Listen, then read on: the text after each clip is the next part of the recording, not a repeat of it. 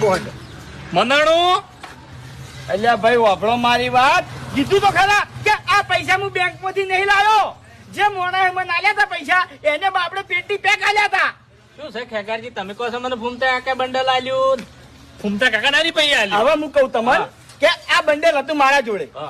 ફૂમતાઈ મારા જોડે બહેનો 50,000 રૂપિયા માંગતા હતા. એટલે મેં આલ્યા ફૂમતાઈ. બરાબર.